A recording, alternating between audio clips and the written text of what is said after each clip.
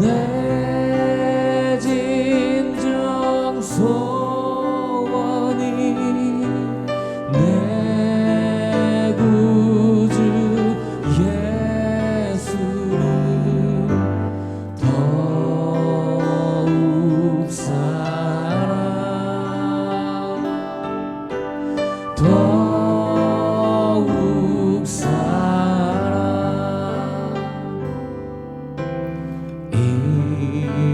이전엔 세상 다 기뻤어도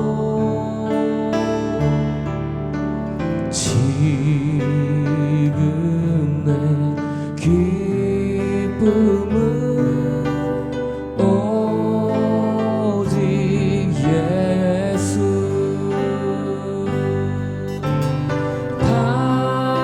다만 내비는 내 구주 예수를 더욱 사랑 더욱 사랑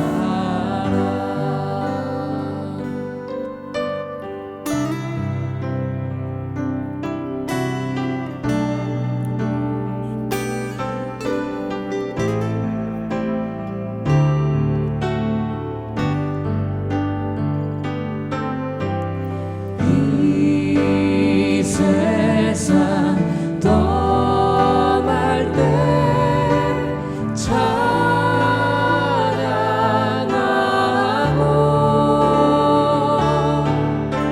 숨질 때 하는 말 이것일세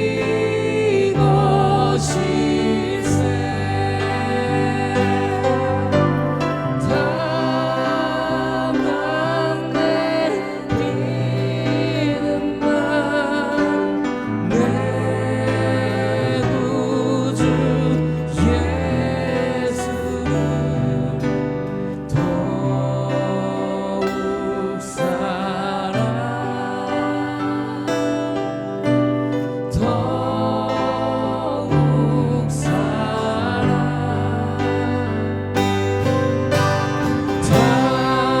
다만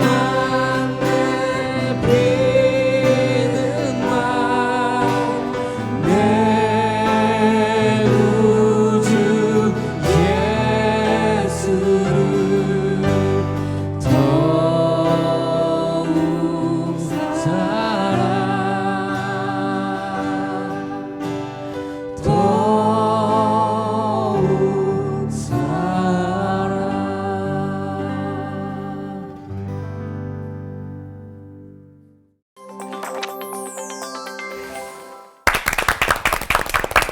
하나님을 만나고 동행하면서 깨달은 믿음의 고백을 우리는 신앙 고백이라고 하는데요. 오늘 올포원 주제가 나만의 신앙 고백 만들기입니다. 여러 신앙 고백들이 있을 수 있을 것 같은데요. 목사님들은 대표적으로 어떤 고백이 떠오르시나요? 외우기도 좋은데 신약의 첫 책에 16장 16절 주는 그리스도시요 살아계신 하나님의 아들입니다. 이런 네. 고백은 뭐 여기다가 목숨을 건 분들이 많았잖아요. 역사 네. 속에서. 네, 뭐 제일 유명한 게 사도신경이잖아요. 그 고백이 바로 목사님이 얘기하신 베드로 한 사람의 고백 위에 세워진. 네. 그 당시 이단이 너무 많아가지고 초대교회에서 정말 올바른 교리를 만들어서 집약해 놨는데 사도신경 멋있잖아요. 네. 이 기독교 역사상 줄기가 되어줬고 여기 한 사람의 신앙 고백에서 기초를 했다는 걸 보면 오늘 이 방송이 되게 중요할 겁니다. 네. 옆에 계신 분을 소개를 좀 드려야 될 것 같죠? 오늘 사실 올포원의 신앙 고백을 처음으로 들려주실 새 얼굴이 계세요. 사실은 신앙 고백을 먼저 이렇게 딱 듣기보다 제가 소개 한번 해드리면 좋을 것 같아서 강남중앙교회 장찬영 목사님이십니다. 우리 박수로 찬양해 주실까요? 환영합니다, 목사님. 네. 반갑습니다. 네, CBS 큐티 프로그램 통해서 뵌 분들도 계실 텐데 목사님은 어떤 신앙 고백을 갖고 계실지 좀 궁금합니다. 신앙 고백 이제 우리 목사님들이 다 말씀하셨지만은 그러니까 신앙 고백이잖아요. 그러니까 예수님 만나기 전의 고백이 아니라 신앙 예수님 만난 후에 예수님이 내 인생의 주인이 된 후에 고백이니까 이제 저도 우리 목사님들과 함께 우리 올포원의 하나가 돼서 같이 한번 또 신앙 고백을 한번 해보도록 하겠습니다. 여기까지만 들어도 오늘 프로그램 끝나도 되지 않나 싶은 생각이 드는데 완벽한데 나만의 신앙 고백이 뭐가 더 필요한가라는 궁금증이 드시는 분들은 설교부터 찬찬히 따라오시기 바라겠습니다. 김관성 목사님 설교부터 차례로 청해 듣죠. 예. 신앙 고백 그러면 사실 뭐 신약 성경 속에서 예수님을 3년 동안 따라다니면서 배웠던 베드로, 도마 같은 분들의 신앙 고백이 있지 않습니까? 주는 그리스도시요 살아계신 하나님의 아들입니다. 참고적으로 말씀드리면 많은 분들이 좀 오해하는데 우리말 번역에서 예수님을 향해서 당신은 이렇게 번역하면 굉장히 불경스럽게 들리기 때문에 원래 원문상에서는 당신은 그리스도시요 하나님의 아들입니다 하거든요. 근데 이걸 주님으로 번역을 해놨어요. 그러니까 베드로가 예수님을 그리스도다, 하나님의 아들이다. 그리고 또 그렇게 불신앙에 마치 대명사처럼 쓰이는 도마는 정말 진지한 고백을 하죠. 나의 하나님. 그리고 누구의 하나님도 아니라 나의 하나님이라는 고백을 했다는 것이죠. 그리고 저는 이제 구약에서 시편이 얼마나 많은 성도들의 신앙 고백, 하나님에 대한 체험을 고백한 것인데 그 중에 절반 이상을 기록하고 있는 다윗의 신앙 고백, 저는 이게 늘 감동이에요. 특히 시편의 전반부가 다윗의 시인데 제가 가장 좋아하는 그 시편은 18편입니다. 제가 어린 시절에 이렇게 청년교회에서 자라났는데 우리 청년교회 앞에 정면에 늘 붙어 있던 성경 구절이 1년 12달 10년 20년 변하지 않던 구절이 나의 힘이신 여호와여 내가 주를 사랑하나이다.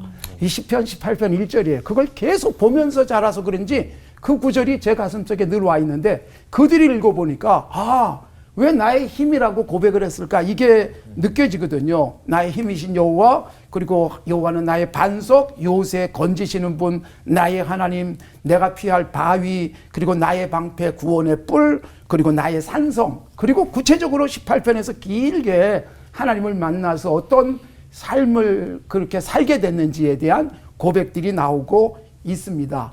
저도 어릴 때부터 교회 다니면서 어린 시절에는 하나님에 대해서, 예수님에 대해서 선생님들이 가르쳐주는 대로 배워서 지식적으로 정리가 됐는데 이렇게 커가면서 하나님이 이런 분이구나 개인적으로 만나는 그 경험들이 참 있었어요. 그래서 다윗의 신앙 고백이 내게도 그렇게 고백되는 그 경험들을 참 많이 했습니다. 가장 큰 하나님 경험은 이런 거였던 것 같아요. 우리 아버지가 잘 나가던 사업이 어느 날 곤두박질했을 때 그때부터 제게는 돈을 주질 못했습니다. 학비도 주지 못했고 그래서 중학교 때부터 굉장히 힘들게 공부를 해야만 했어요. 중1 때부터 뭐 신문도 돌리고. 그런데 그때 제가 하나님이 경험된 거예요. 그러니까 땅의 아버지가 힘을 잃으니까 하늘 아버지 쳐다봤어요. 그리고 신비하게도 땅의 아버지는 채워주지 못하는데 하늘 아버지가 그때 없을 것 같으면 또 주시고 또 정말 간절하게 기도하면 또 채우시는 그런 하나님을 제가 군대 가서 그 장교 생활할 때까지 쫙 경험할 수 있었어요. 그래서 우리 아버지가 만일 부자였다면 하늘 아버지를 경험하는 것은 쉽지 않았을 것 같아요. 그리고 우리 어머니가 그 93세에 천국 가셨습니다. 우리 아버지는 좀 일찍 가셨는데 우리 어머니가 93세에 천국 가실 때까지 제 목회를 위해서 어머니가 얼마나 기도를 많이 해주셨는지 몰라요. 그러다가 93세에 천국 가고 났는데 천국 가시고 나자 사실 늘 월요일마다 가서 어머니를 만났거든요. 월요일 스케줄 다 비우고 그런데 그 다음 주 월요일 날 갈 데가 없더라고요. 그래서 굉장히 월요일이 슬펐어요. 네.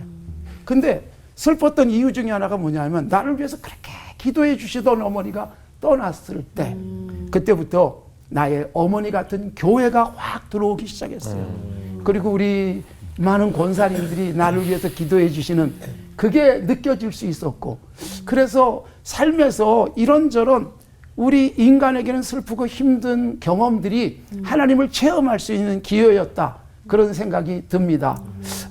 아이를 낳았을 때 아이를 사랑하고 또 먹이고 그리고 또 이렇게 저렇게 공부시키고 그러는 과정 속에서 하나님 아버지라는 게 이런 분일 수 있겠구나라는 것도 어느 정도 느낄 수 있었고 그러니까 하나님이 그냥 이론적으로만 성경에서 또 신학을 공부하면서 내 입에서 고백되는 하나님이 아닌 삶의 많은 시련이나 문제, 기쁜 일, 즐거운 일 속에서 하나님이 고백이 되어졌습니다. 제가 결혼을 했지 않습니까? 제 아내하고 결혼해서 지금까지 살고 있는데 이런 생각이 들어요. 그 아내랑 결혼해서 1년, 10년 이렇게 지나면서 점점 더 깊은 사랑이 느껴지더라고요. 그래서 처음 만나서 사랑할 때보다 훨씬 더 사랑스럽고 이게 느껴지면서 하나님 아버지께서 나에 대한 사랑, 예수님에 대한 사랑도 예수님의 사랑도 이렇지 않을까. 나를 더 많이 사랑해 주시는 하나님이 이걸 삶 속에서 경험을 했습니다. 저는 이런 신앙 고백을 하면서 이런 생각을 했어요. 내가 이 땅을 떠날 때 하나님 앞에 뭐라고 고백하고 떠날까? 그리고 나를 지켜보는 사람들 앞에서 나는 어떻게 고백하고 떠날 수 있을까? 이거를 좀 생각을 해봤는데 이 생각을 하다가 국제시장이라는 영화가 생각났습니다. 거기 마지막 주인공의 모습 윤덕수가 가족들이 다 모여가지고 막 즐겁게 떠들고 그럴 때 혼자 방에 들어와요. 그리고서 정말 그동안의 삶을 돌아봅니다. 그리고 이미 아버지를 더 이상 만날 수 없다고 그렇게 포기한 그지만 아버지 아비에게 그렇게 얘기해요. 흥남부두에서 아버지랑 약속한 것처럼 아버지 나 정말 잘 살았죠. 네. 정말 영화 전부를 보면 그 아버지 대신해서 가족을 살리기 위해서 위험한 곳에 광산에도 가고 전쟁터에도 가고 동생 결혼시키고 자기가 공부를 잘해서 학교 갈 수 있는 거 포기하고 그러고서 살면서 이 가정을 일궈낸 그것을 아버지와의 1:1 대화 속에서 고백하더라고요. 그리고 아버지의 환영이 나타나가지고 그래 너 많이 힘들었지 너 정말 잘했다 그럴 때 아버지 나 정말 힘들었어요. 그런데 잘 살았지요. 이런 마지막 모습을 보면서 제 인생 영화의 마지막도 하나님 앞에서 그랬으면 좋겠다. 그리고 내 아내나 나를 지켜보는 사람들 앞에서 그렇게 고백하고 갔으면 좋겠다. 그런 다짐을 했었습니다. 우리 모두도 좋은 신앙 고백이 매일 나왔으면 좋겠습니다. 아멘. 하나님 아버지 감사합니다. 주님을 알게 된 것 그리고 예수님을 나의 구주로 고백할 수 있는 이 복을 누렸는데 삶 속에서 하나님 더 많이 체험하며 많은 사람들에게 나의 신앙 고백을 통해서 우리 주님을 보여주게 하옵소서. 아멘. 예수님의 이름으로 기도드리옵나이다. 아멘. 아멘.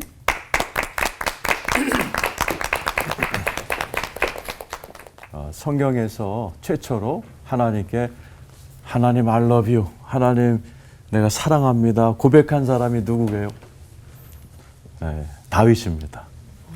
하나님이 참 그래서 다윗을 특별히 사랑하셨던 것 같아요. 성경은 어떤 의미에서 수많은 사람들 아브라함부터 우리 신약의 인물들까지 신앙 고백으로 꽉 차 있습니다. 그러니까 성경은 신앙 고백집이라고 해도 뭐 과언이 아니지만 그 중에서 이 다윗의 신앙 고백은 좀 특별합니다. 다윗은 말로만 고백한 게 아니고 때로는 몸으로 했어요. 언약궤 앞에서 막 춤을 추고 또 노래를 했어요. 시편에 나오는 그런 노래를 통해서 하나님께 고백을 했고 또 삶으로 또 그렇게 고백을 했습니다. 또 그것이 너무도 정말 이렇게 다른 사람에게 동감이 되니까는 수천 년 동안 다윗의 신앙 고백을 따라하고, 오늘날 우리 한국교회도 시편으로 만든 찬양을 많이 따라하잖아요. 그래서 저도 오늘 주제에 나의 신앙 고백 만들기. 그래서 저도 예수 믿고 나서 이제 뭐 20대 때 서투른 고백도 했어요. 말도 안 되는 고백. 그러면서 이제 신앙 연륜이 지금 40년 가까이 오면서 멋있는 고백을 하려고 그러면 해 아래 새 곳이 없다고 다윗이 다 해놨어요. 김관선 목사님도 다윗의 고백을 하셨고, 저도 다윗의 내가 하려는 말을 다윗이 다 해놨더라고요. 그 중에 이제 저한테 좀 특별한 고백이 시편 131편 1절입니다. 다윗의 참 특별한 신앙 고백입니다. 1절에 이렇게 고백합니다. 여호와여, 내 마음이 교만하지 아니하고 내 눈이 오만하지 아니하오며 내가 큰 일을 감당하지 못할 놀라운 일을 하려고 힘쓰지 아니합니다. 다윗은 큰 일을 해야 되는 왕이었고 군대 장관이었는데, 여기 보면 나는 큰 일 안 할 겁니다. 나는 교만한 일 안 할 겁니다. 이렇게 이제 고백을 해요. 근데 저 아이러니하게도 다윗의 시대에 가장 큰 영토를 다스렸습니다. 다윗은 스스로 그렇게 안 하려고 했었지만은 오히려 그런 하나님이 다윗의 고백을 받으시고 더 큰 힘을 주셨던 것 같아요. 그래서 저도 이렇게 막 유혹이 올 때, 뭔가 막 야망을 이렇게 올 때가 있거든요. 더 유명해지고 싶을 때 이 고백을 제가 꼭 붙듭니다. 나 큰일 하고 싶지 않아요. 나 하나님 뭐 이름 내고 싶지 않아요. 그냥 하나님 앞에서 그냥 그 2절 말씀이죠. 그 다윗이 힘썼던 게 이렇게 나옵니다. 실로 내가 내 영혼으로 고요하고 평온하게 하기를 젖된 아이가 그의 어머니 품에 있음 같게 하였나니 내 영혼이 젖된 아이 같도다. 왕이고 군대 장관인 다윗이 자기를 젖된 아이처럼 하나님이라는 어머니 품에 안기기를 힘쓰겠다. 이게 제가 영적으로 지쳤을 때 이 말씀을 상상하고 하나님 품에 들어가려고, 임재 가운데 들어가려고 제가 이 귀절 말씀 굉장히 고백을 많이 합니다. 그래서 다윗은 실제로 다윗의 장막이라는 걸 만들어 놓고 그 업무가 많은 사람임에도 불구하고 하루 7번씩 들어가서 찬양을 하고 하나님의 임재 가운데에서 쉬면서 자기를 젖된 아이, 이게 참 번역하기 어려운 겁니다. 젖된이란 말은 성인이 됐다는 얘기거든요. 그러니까 영적으로 성인이에요. 내 아이처럼, 어린아이처럼, 내가 왕이지만 하나님 앞에는 어린아이 같이 하나님의 임재 가운데 있도록 나는 그거를 힘쓸 겁니다 하는 그런 고백을 합니다. 저희 교회 다윗 장막을 저희 교회도 만들어 놨어요. 다윗 장막에 들어가서 혼육이 좀 이렇게 은혜에 젖을 때까지 다윗처럼 뭐 가끔 춤도 추고 또 이렇게 찬양도 하고 그러면서 내 영혼을 이렇게 은혜 가운데 이렇게 적시려고 하는 그런 신앙 고백을 하곤 합니다. 그래서 오늘 이 방송을 통해서 여러분들도 멋진 신앙 고백 하시면서 살아가시기를 축원합니다. 하나님, 다윗이 하나님 마음에 합한 고백을 말로만 아닌 몸으로 삶으로 함으로 많은 이들에게 감화를 주었던 것처럼 우리 시청자 여러분과 우리 모두가 말만이 아닌 몸과 삶으로 고백함으로 이 자녀들에게, 성도들에게, 많은 이들에게 본이 되는 그런 인생 살게 하여 주옵소서. 아멘. 예수님의 이름으로 기도드리옵나이다. 아멘.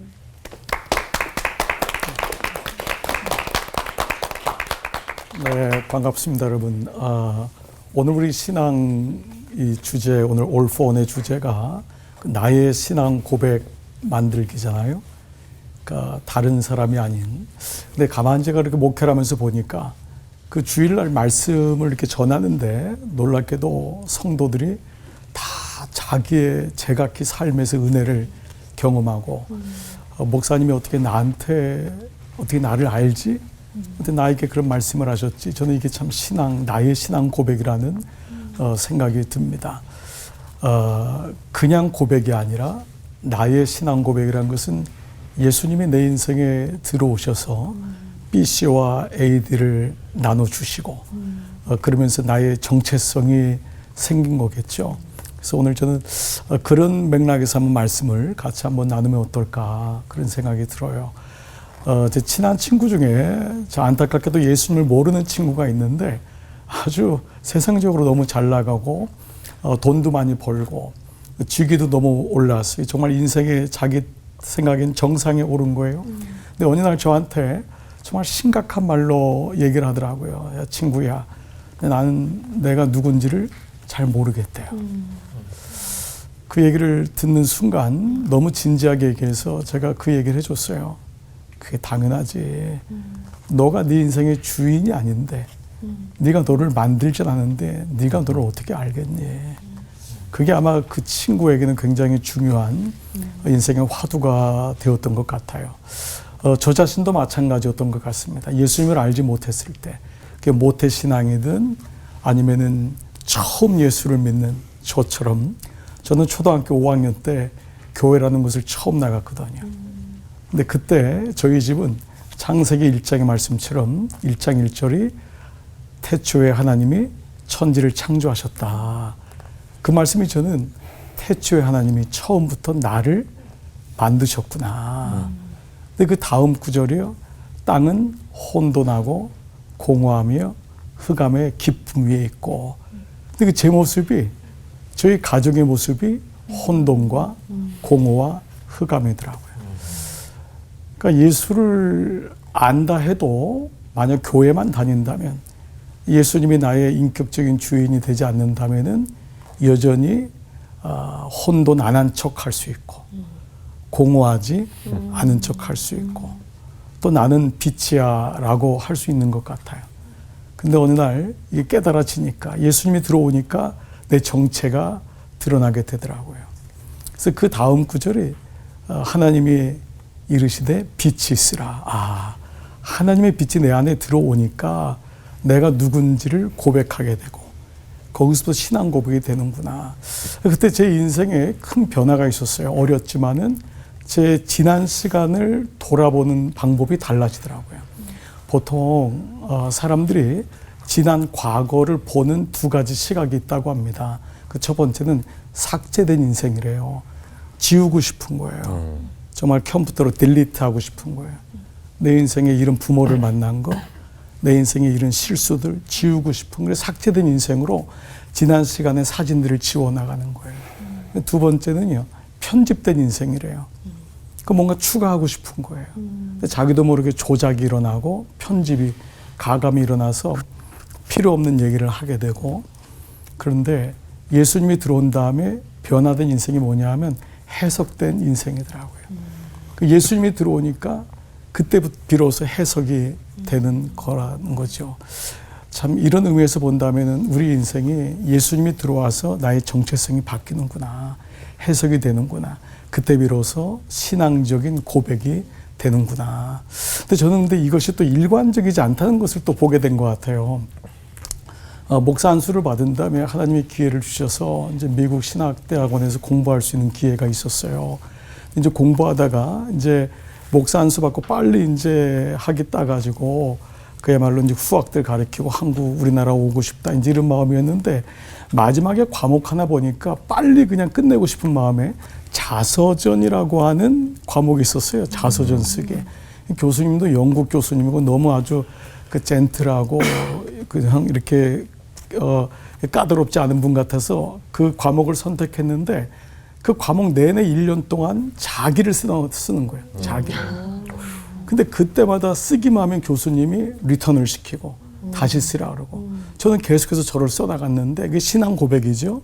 근데 마지막에 아주 저 결정타를 내린 거예요. 제 이름을 이제 쓰면서 나한테 Please give me a real story. 진짜 이야기를 달라. Not a fake story. 거짓말 말고. 저는 그때 깜짝 놀랐어요. 제가 목사인데. 그게 뭐냐 했더니요. 그 데니얼 가너먼이라고 하는 분이 생각에 관한 생각을 얘기를 하면서 사람의 생각에 이 기준점 효과라고는 앵커링 이 이펙트라고 있대요. 자기의 고정적인 생각. 거기다가 첨가한다는 거예요. 그러니까 예수님이 들어와도 완전히 변화되지 않고 계속적으로 앵커링하는 닻을 내리는 생각 때문에 실제로 변화가 어렵다는 거예요. 근데 제가 굉장히 충격을 받은 거예요. 아, 나도 모르게 예수를 믿으면서 고정됐구나. 그때부터 깨닫는 것이 변화된다는 것. 이것이 너무 중요하구나. 본질을 잃어버리면 안 되는구나. 그래서 본질이 바뀌면은 변질이 되는구나. 그래서 신앙 고백은 정말 날마다 새로워져야 되는구나. 그 기준점은 내가 바로 공허하고 혼돈이요, 공허요, 흑암 가운데 있었구나. 내 자신이 누군지를 명확하게 알 수 있는 그것이 정말 기준점이 될 때만이 나의 삶이 엉뚱한 것에 닻을 내리지 않고 주님만이 빛이라고 고백할 수 있는 것이 신앙 고백이 아닌가. 그런 의미로 본다면은 우리가 그 어거스틴이 그 톨롤에게 집어서 읽어라. 집어서 읽어라. 그 메시지를 듣고 탕하였던 그 사람이 빛의 갑옷을 입자. 어둠의 애를 벗어버리고.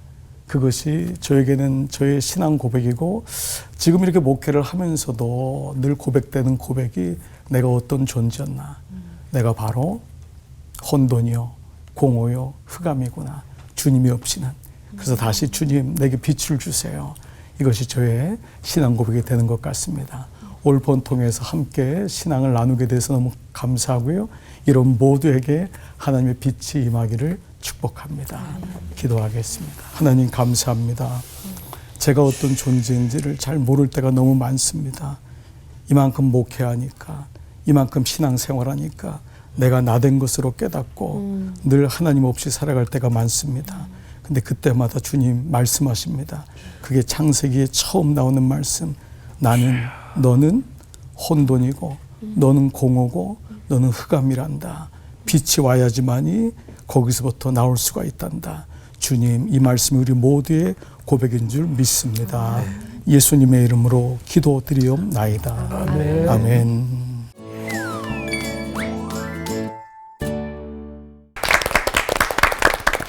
고백이라는 건 실제 체험 없이는 불가능한 이야기일 겁니다. 오늘 첫 출연하신 장찬영 목사님 어떤 분이실까 궁금했는데 첫 시간부터 이렇게 신앙 고백을 들을 수 있어서 굉장히 좋았습니다. 아주 잔잔하게 고백하셨지만 강렬한 고백이었죠. 나는 혼돈이고 흑암이니 빛의 갑옷을 입자. 잘 들었고요. 들으면서 두 목사님 이야기는 간간히 듣긴 했지만 또 어떤 신앙 고백을 간단히 또 나눠주실 수 있을까? 장혁에서 이게 시간이 지날수록 이제 제가 산적있게 처음 부임했을 때 너무 신났어요.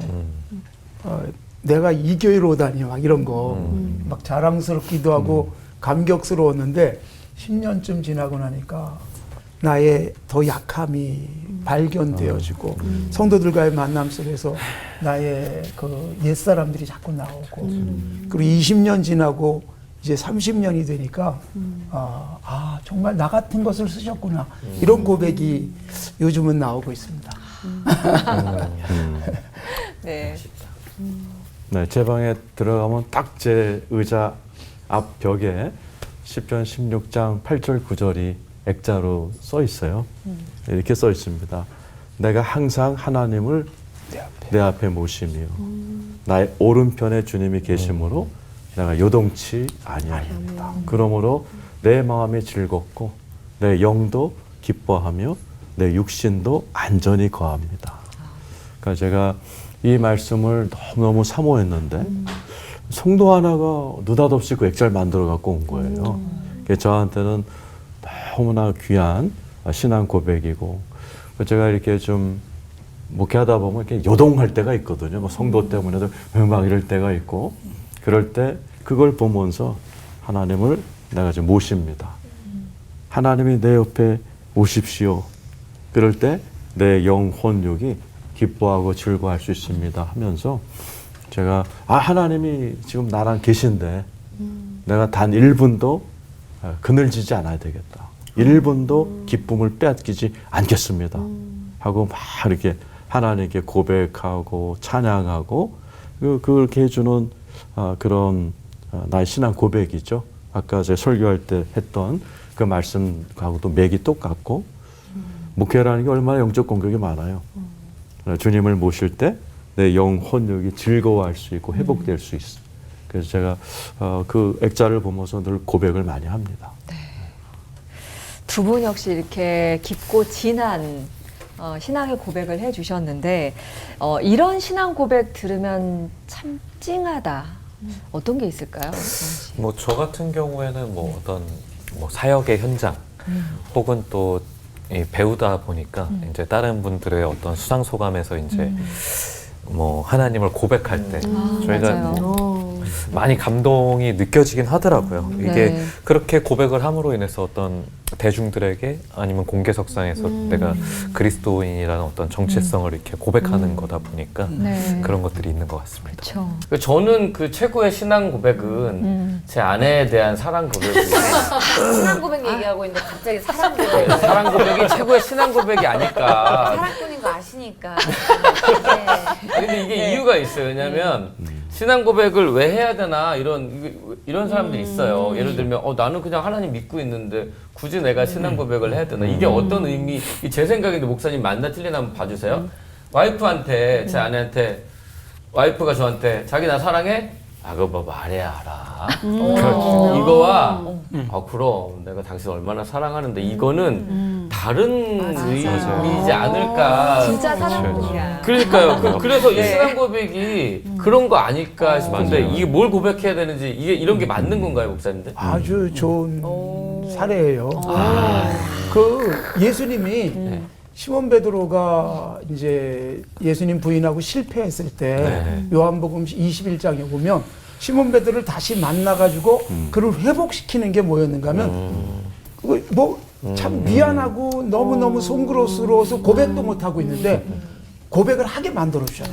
네가 나를 사랑하느냐. 그것도 3번이나. 3번 예수님을 모른다고 부인했는데 예수님이 3번 고백할 수 있는 기회를 주시는 것. 그러니까 아내가 나 사랑해? 이렇게 물어보는 것은 굉장히 좋은 거예요. 제가 고백을 해야 된다는. 그렇죠. 그럴 네. 때 네, 해야죠. 맞아요. 네. 예, 기회가 우리 있으면. 딸도 네. 이 사랑해라는 말을 제가 해주고 또 그 아이가 제게 할 때 굉장히 행복해요. 그리고 사실 맞아, 우리가 고백 안 해도 아시는 분은 하나님밖에 없어요. 맞아. 사람은 고백을 들어야 감각적으로 느낍니다. 많이 하시고 사십시오. 본인을 위해서도 좋을 것 같아요. 예, 그렇죠. 그렇죠. 네. 그러니까 이제 그 와이프한테 사랑을 고백할 때 두 사람이 특별한 관계가 되잖아요. 그렇죠. 다른 여자랑 차별화가 되고. 그렇죠. 그러니까 하나님께 고백할 때 하나님과 내 사이가 또 특별해지거든요. 또 베드로가 목사님 얘기하신 대로 고백을 했을 때 자기 자신에게도 힐링이 되고. 근데 제가 볼 때 신앙 고백 참 좋은 것 이유는 내가 신앙 고백할 때 특별히 자녀들에게 좋은 것 같아요. 제가 이제 어느 날 그 어느 모임에서 설교를 하고 뒤에 어느 화장품 사장님이 간증을 하셨어요.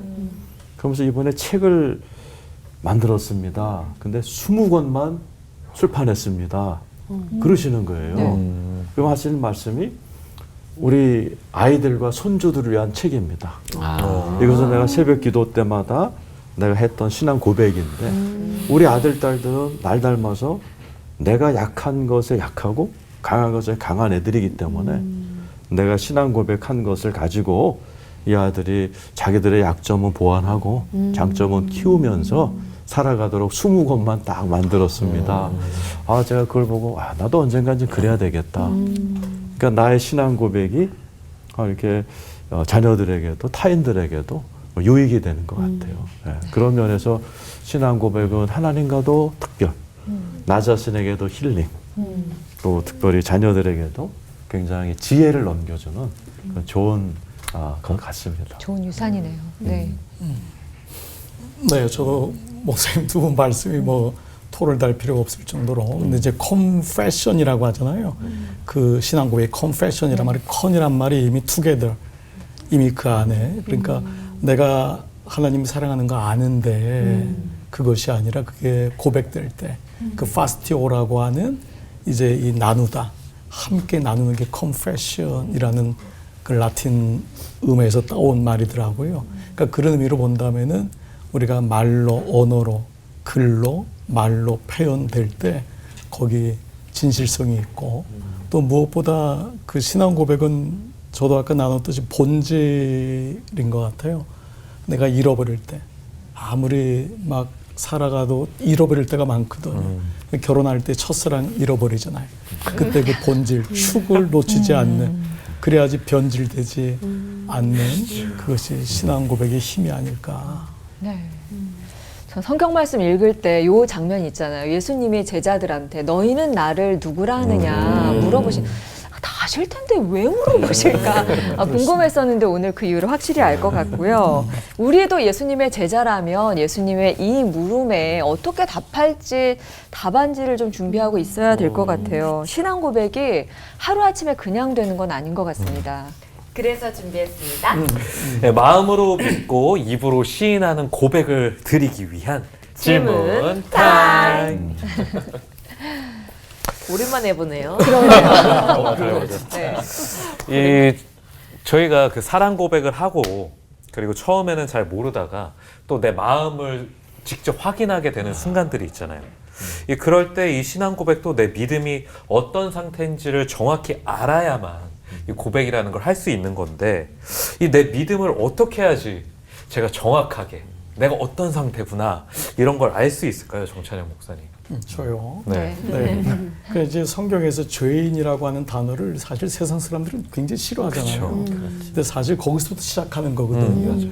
폴 투르니에 그 스위스 정신과 의사이자 그 많은 책을 써서 그 사람의 마음을 인격적으로 만지면서 이제 복음을 전한다고 하는 그런 취지 아래 이제 그분이 그 인간의 조건이라는 그 대목에서 사람을 얘기할 때 중간지대 불안이라는 말을 썼거든요. 그러니까 사람이 마치 땅에서 붙잡혀 있지만 하늘로 가야 되는 건데 마치 그네 뛰는 사람이 이쪽에서 손을 놔야지 저쪽을 가는데 여기서 손도 놓기 싫고 저쪽도 잡기도 싫고 그러니까 늘 사람은 낀 상태로 있다는 거예요. 근데 그 중간 상태 불안이 자기 존재라는 걸 알아야지만이 비로소 자기가 어떤지를 고백하게 되는 그러니까 내가 어떤지를 아는 그렇다면은 아 내가 이런 존재구나. 이것이 명확히 드러날 때 비로소 신앙 고백이 되고 그때 하나님 중심의 신앙 고백이 이루어지지 않는가. 내 인생이 여기서 좀 더 잘 살고 좀 더 괜찮은 인생의 신앙 고백이 아니라 신앙 고백은 하나님 없이는 살 수 없다고 하는. 그럼 나는 어떤 존재인가. 그것이 중간지대의 불안이라는 말과 저는 좀 연결해서 한번 생각하면 좋겠다. 그런 생각이 듭니다. 또 다윗의 고백이 구체적인 이유는 하나님과의 관계를 그 누구보다도 잘 알았기 때문에 가능했던 것 같은데요. 다윗처럼 그러면은 그 고백을 잘하려면 굴곡과 체험이 좀 많아야 잘할 수 있는 건지 좀 궁금하기도 하거든요. 네. 성경 속 의미 있는 신앙 고백의 예들을 좀 같이 이건호 목사님께서 말씀해 주시면 감사합니다. 네, 뭐 고백은 젖먹이 고백부터 또 주의 종들의 심오한 고백까지 뭐 다양하죠. 그런데 이제 많은 사람들에게 감화를 주는 고백들은 이렇게 인생의 굴곡을 지날 때 입에서 이렇게 터져 나오는 것 같아요. 그래서 우리가 잘 아는 고백 중에 주는 나의 영광이시여 머리를 드시는 하나님. 그 참 유명한 찬양도 있잖아요. 그거 이제 다윗이 아들 압살롬이 반란을 일으켜서 맨발로 쫓겨나가는 그날 밤에 쓴 시편이거든요. 그럴 때 주님은 언젠가 내 머리를 드시는 하나님이시다. 또 우리가 잘 아는 그리 아니하실지라도 다니엘의 세 친구가 풀무불 사형을 앞두고서 했던 고백이잖아요. 제가 부산에 있는 어느 기독교 대학교 그 의료인의 밤에서 뭐 의대생 의사들 부흥회 3일을 했어요. 근데 마지막 날 식사 대접하신 분이 간호학과 학과장이신데 목사님 자기가 자기 남편하고 동갑 의사 커플이었대요. 자기는 간호사, 남편은 의대 교수. 근데 49살에 암으로 돌아가셨대요. 근데 입관 예배를 그 하관 예배를 들을 때 자기가 남편의 관을 딱 붙들었는데 입에서 엄청난 고백이 나갔다는 거예요. 오늘 우리 남편과 이 캠퍼스를 바꿉니다. 이 남편과 이 대학 캠퍼스를 바꿉니다. 자기도 모르게 이 말이 튀어나갔다는 거예요. 그래서 목사님 이게 뭐예요? 그래서 제가 그게 예언적인 신앙 고백입니다. 그 이후로 지금까지 우리 학장님 어떻게 살았어요? 그랬더니 캠퍼스 복음화를 위해서 이제 불타는 마음으로 살았다는 거죠. 그날 자기도 모르게 고백한 거예요.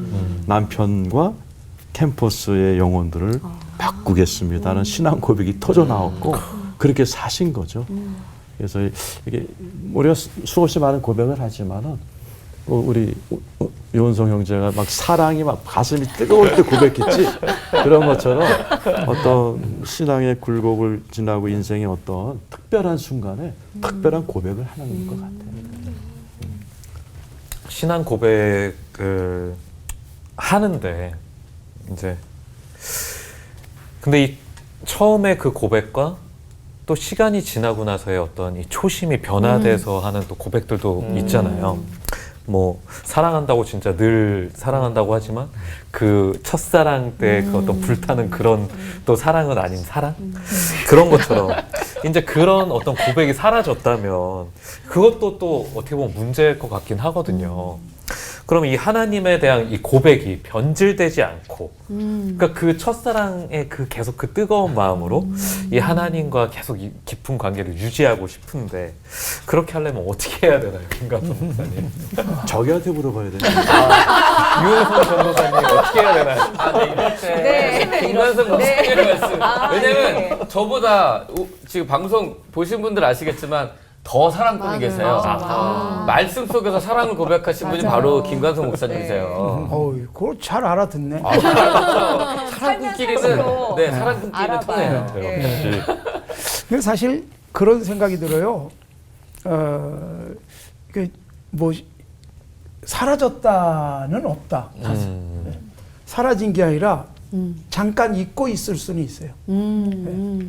근데 사실 예수님의 우리에 대한 사랑의 재밌는 특징이 뭐냐면 요한복음 13장 1절에 보면 예수님이 자기가 이 땅을 떠나 아버지께로 돌아가실 때가 이른 줄 아시고 이 땅에 있는 자기 사람들을 사랑하시되 끝까지 사랑하신다. 근데 사실 그 끝까지를 저는 끝이 있는 끝까지라고 본 게 아니라 정말 시간에 제한받지 않는 언제까지든지 즉 영원이에요. 또 하나가 뭐냐면 그 끝까지란 질적으로 예수님이 막 제자들 발도 씻어주면서 그렇게 사랑하다가 마지막엔 죽어주는 것까지.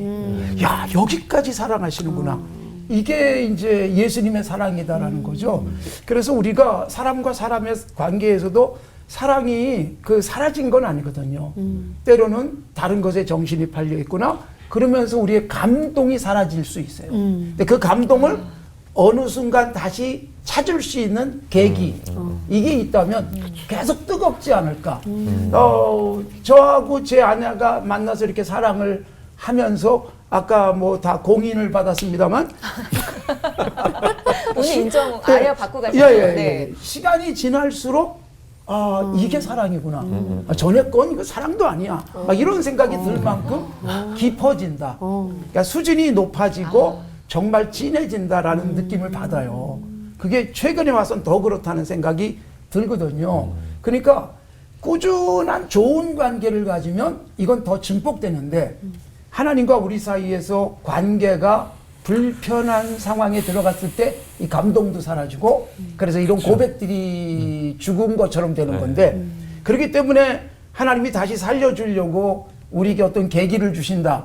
굉장히 힘든 일이 생길 수도 있어요. 그러니까 이런 힘든 일이 생기지 않도록 꾸준하게 하나님과의 관계를 유지하시고 그래서 뭐 우리 정훈 형제 이게 사라졌어. 그래서 하나님이 어느 날 나를 좀 살려줬으면 좋겠다 싶어서 하나님이 살리려고 그러면 힘들 수 있습니다. 꾸준하게 유지하시고 좋은 관계를 계속 해가시면 가슴 속의 사랑이 뜨겁게 유지될 겁니다. 아멘.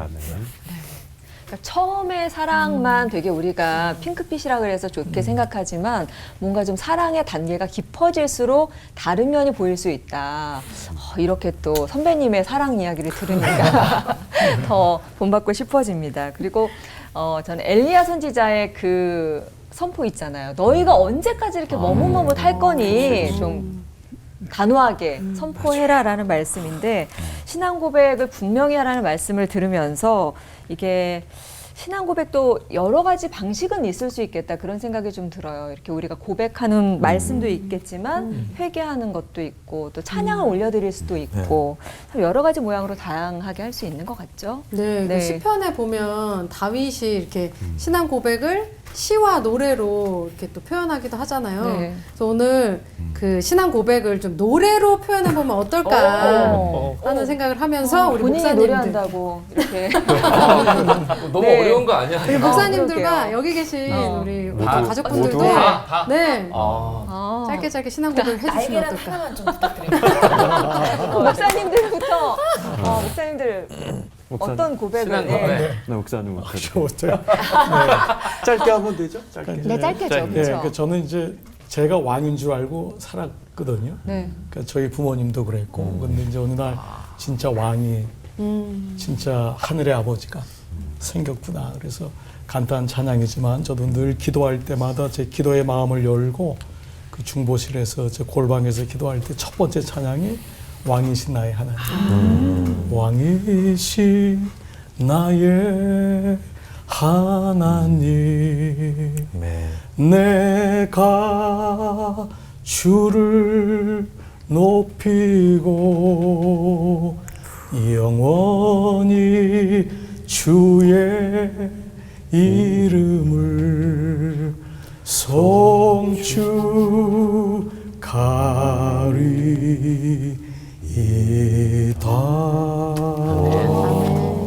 아멘. 그렇게 길게 해야 이렇게 된다. 길게.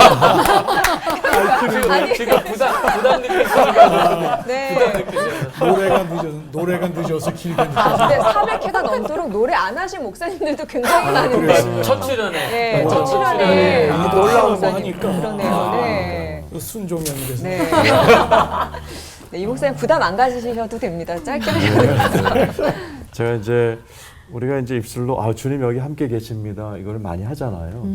근데 어느 날 진짜 이 고백을 하는데 주님이 함께 계시다는 느낌이 확 왔었어요.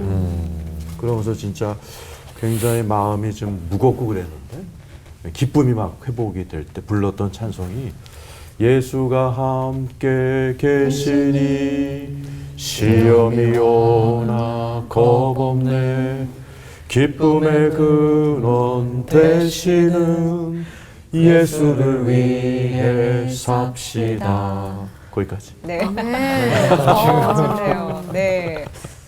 난 갑자기 떠오르는 네. 그 주일학교 애들하고 부르던 그 찬양이 생각나요. 네. 해볼까요? 한번? 네네.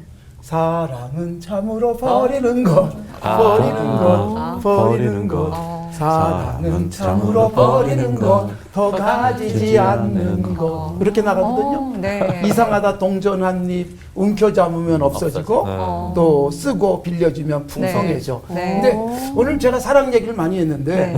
정말 사랑이 뭘까? 예수님의 사랑을 생각해 보니까 버리고 주는 것이 어디까지였는가 하면 생명을 주시죠. 그러니까 우리도 주님을 사랑한다면 나도 주님을 사랑한다면 내 가장 소중한 것까지 드려야 되지 않나. 그래서 이 어린 아이들하고 부르던 네. 이 정말 귀여운 아이들의 목소리로 부르던 그 찬송이 오늘 생각나네요. 네. 아, 굉장히 부담 100배의 시간이 들어왔습니다. 네. 아 저희야 뭐 네. 그 가수들이야 자기가 부른 노래가 자기의 고백이니까. 맞아요. 전 제 노래 불러도 될까요? 네네. 예.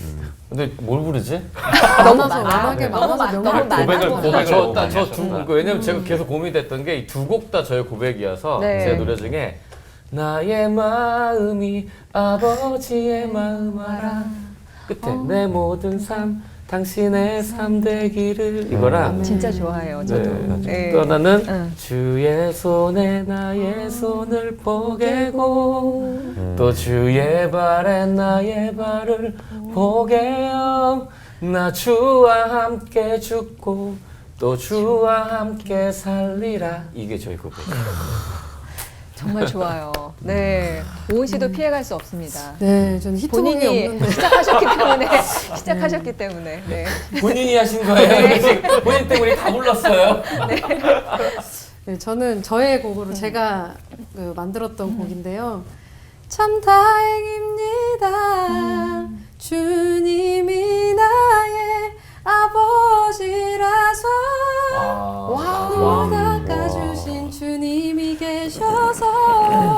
참 다행입니다. 와, 무반주로 다행이다. 너무 좋다. 그러네. 여기 피할 수 드디어 없습니다. 왔어요. 장주혜 아나운서님. 갑자기 MC를 저는 사실 없었는데. 아, 이거 왜 시작한 거예요? 저는 근데 제가 밤에 방송을 하고 퇴근을 해요. 그래서 집까지 한 15분 정도 걸어가면서 공원을 가는데 거의 사람이 없어요. 그래서 저의 거의 찬양이 공원을 막 울려 퍼지거든요. 근데 자주 부르는 그 공원에서 찬양이 들었던 것 같아요. 누가 어떤 그죠? 여자가 막 네, 저예요. 근데 유은상 전도사님 찬양도 진짜 많이 부르고요. 그 불렀으니까 하나 제가 자주 부르는 찬양 중에는 그 나를 지으신 이가 하나님, 나를 부르신 이가 하나님, 나를 보내신 이가 하나님, 나의 나 된 것은 다 하나님이라. 너무 좋죠. 이 노래를 부르면서 가면 하루 동안 이렇게 쓰임 받았다는 느낌이 들면서 굉장히 이번에 좋습니다. 유튜브에 이 노래 불러야겠다. 네, 아, 자 나를 시키신 마주 씨, 네, 네, 지금 목 상태가 안 좋긴 하지만 저는 좀 굉장히 힘들 때도 많이 듣고 이렇게 따라 부르긴 하지만 좋은 일이 있을 때도 흥얼거리게 되는 건데요. 모든 것이 은혜. 저는 에코 안 넣어주시나요?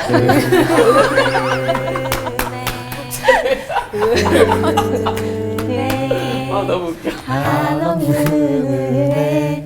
내 삶에 당연한 건 하나도 없었던 것을 모든 것이 은혜였소. 처음으로 마이크에 화음이 들어갔을 거예요. 아, 네, 재밌어. 네, 전가요? 네. 저는 엄청 진짜 짧은데 그 다윗의 노래 중에 그냥 가사가 그거였어요. 주 곁에 나를 메어 주소서. 그냥 요 구절인데 그냥 왜 그랬냐면은 이제 그냥 항상 하나님 뜻대로 이렇게 살고 싶은 마음이 있는데 내 힘으로는 그렇게 못 사니까 그냥 차라리 나를 하나님 곁에 그냥 이렇게 메인박에 있게 멋있다. 되고 싶다라는 네. 어떤 제 연약함에 대한 고백이기도 와, 하죠. 멋지다. 네. 너무 멋있다. 진짜. 정말 오늘 나만의 신앙 고백 만들기 제대로 한 것 같습니다. 사람이 마음으로 믿어서 의에 이르고 또 입으로 시인하여 구원에 이른다는 말씀처럼 나만의 신앙 고백으로 시청자 여러분들도 한번 고백하는 시간 가져보시면 좋을 것 같습니다. 오늘 끝인사 사랑 고백으로 준비하셨다고요? 네. 오늘도 내일도 주님을 사랑합니다. 전찾는 주 사랑으로 하나 되는 시간. 올포 원.